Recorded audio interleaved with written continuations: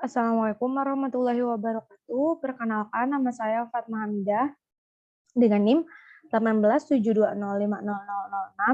Saya mahasiswi dari Universitas Pancasakti Bekasi, Fakultas Ilmu Pendidikan, Prodi Pendidikan Ekonomi kelas A semester 4 untuk memenuhi tugas ujian tengah semester 4 dengan mata kuliah Sistem Informasi Manajemen dan dosen pengampu yaitu Ibu Cintia Anissa Rahmaputri, SPD, MPDE.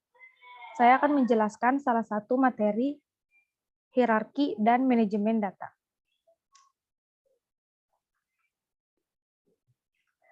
Selanjutnya yaitu poin pertama itu ada kebangkitan era database.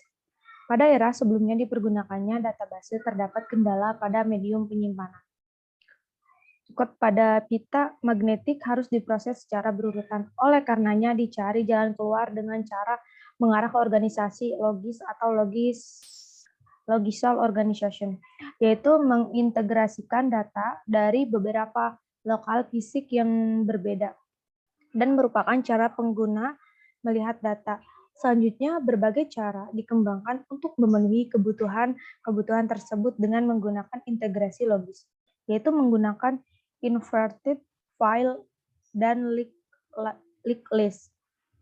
Selanjutnya yaitu ada inverted file adalah suatu file yang disimpan dalam suatu urutan tertentu dan dirancang untuk memecahkan masalah yang berupa permintaan manajer atas suatu laporan yang hanya mendaftarkan record-record tertentu dari file. Linked list adalah suatu file yang berisi link atau pointer. File yang berisi link, disebut linked list dan berfungsi menghindari penggunaan indeks untuk mendapatkan akses yang lebih cepat. Selanjutnya yaitu di sini ada kebangkitan era database. Database adalah kumpulan informasi yang disusun berdasarkan cara tertentu dan merupakan suatu kesatuan yang utuh. Dengan sistem tersebut, data yang terhimpun dalam suatu database dapat menghasilkan informasi yang berguna. Asal mula istilah database. Istilah database berawal dari ilmu komputer, meskipun kemudian artinya semakin luas, memasukkan hal-hal di luar bidang elektronika. Catatan yang mirip dengan database sebenarnya sudah ada sebelum revolusi industri, yaitu dalam bentuk buku besar, kwitansi, dan sekumpulan data yang berhubungan dengan bisnis.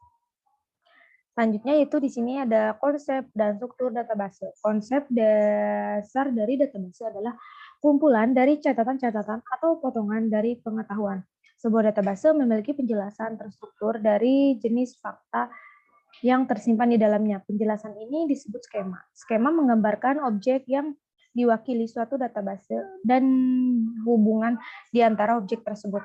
Ada banyak cara untuk mengorganisasi skema atau memodelkan struktur database. Ini dikenal sebagai database model atau model data. Model yang umum digunakan sekarang adalah model relasional, yang menurut istilah yaitu mewakili semua informasi dalam bentuk tabel-tabel yang saling berhubungan di mana setiap tabel terdiri dari baris dan kolom. Selanjutnya itu di sini ada menciptakan dan menggunakan database. Nah, poin pertama itu ada menentukan kebutuhan data. Ada dua pendekatan, yaitu yang pertama pendekatan berorientasi proses dan pendekatan model perusahaan. Nah, yang kedua yaitu ada menjelaskan data. Sistem manajemen database menggunakan istilah-istilah spesifik untuk menggambarkan definisi data yang mereka miliki. Nah, yang ketiga atau yang terakhir yaitu ada memasukkan data. Ada 4 hal yang terpenting, yaitu yang pertama ada bahasa query, yang kedua pertimbangan keamanan, yang ketiga biaya tak langsung pemrosesan, yang keempat yaitu kecocokan dengan tipe aplikasi. Nah, selanjutnya di sini ada model database. Database model adalah teori seputar bagaimana data itu akan disimpan, disusun, dan dimanipulasi dalam sebuah sistem database. Yang kedua yaitu ada pola database. Nah, dari pola tersebut terdiri dari yang pertama itu ada perangkat lunak, yang kedua ada data, adalah keterangan benar dan nyata. Yang ketiga itu ada prosedur, yang keempat ada bahasa akses basis data. Nah, di sini selanjutnya itu ada keuntungan implementasi sistem manajemen basis data atau DBMS.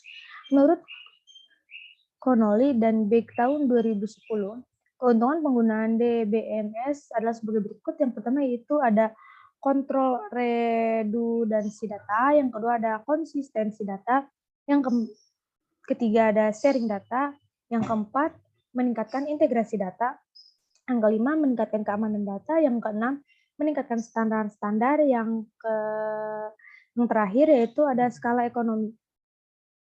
Next. Terima kasih, mungkin itu saja penjelasan dari saya. Mohon maaf apabila ada kesalahan dan penyampaian